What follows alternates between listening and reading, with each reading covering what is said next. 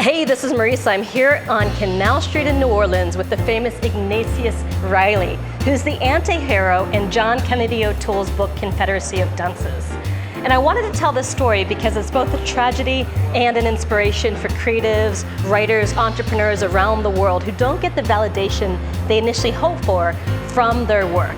So John Kennedy O'Toole finished this book and he sent it out to publisher after publisher and got reject after reject. And the publishers told her the book was good, but kind of pointless. Nothing really happened in the story except for the anti-hero, Ignatius Friday, wandering around from one misfortune to the next, to the next, to the next. So after getting all of these rejections, John Kennedy O'Toole started to get a bit depressed and unhappy and started to think that his work wasn't worth something, that his voice wasn't wanted in the world. And at the age of 31, he actually killed himself.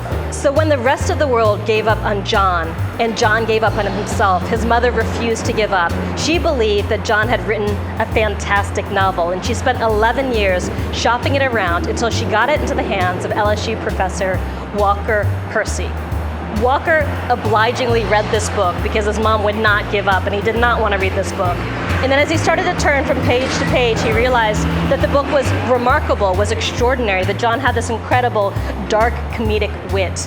And 11 years later, the book was published and went on to posthumously, after John's death, win the Pulitzer Prize Award, one of the greatest awards in all of literature. So the thing is that you don't always know your brilliance, and the world does not always recognize your brilliance.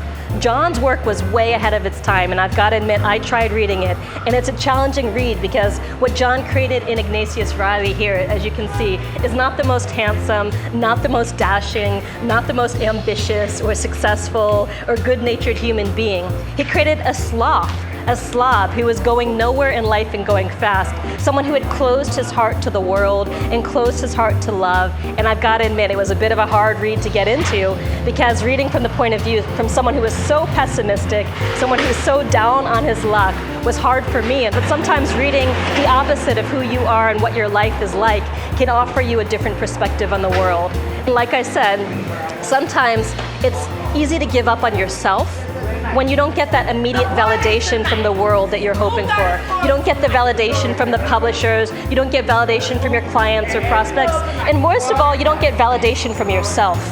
It's so easy when all that's happening to just give up on yourself and give up on your dreams, but perhaps you're ahead of your time. Perhaps you just have not met the right person. Perhaps you haven't dialed into your core voice.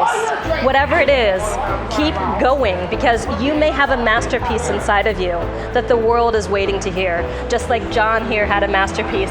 So I wanted to share this story for you to give you hope because no matter who you are, where you come from, my guess is you've got a masterpiece inside of you, whether you recognize it or not, whether the world recognizes it or not. And as long as you have the courage to create that masterpiece, then my friend, you're going somewhere because the world needs your voice now more than ever before. Whether you've got the voice of the superhero, you've got the voice of the anti-hero, whatever that is, when you really tune up the dial on your unique self-expression and dare to speak your message in your voice, amplified, you never know what can happen, right? So thanks so much for listening, and remember, you got that masterpiece inside of you, whether it looks like a book, whether it looks like a talk, whether it looks like a product, whatever it looks like to you, you got that masterpiece. Don't give up on yourself, and don't give up on the world. Now go out there and live your message.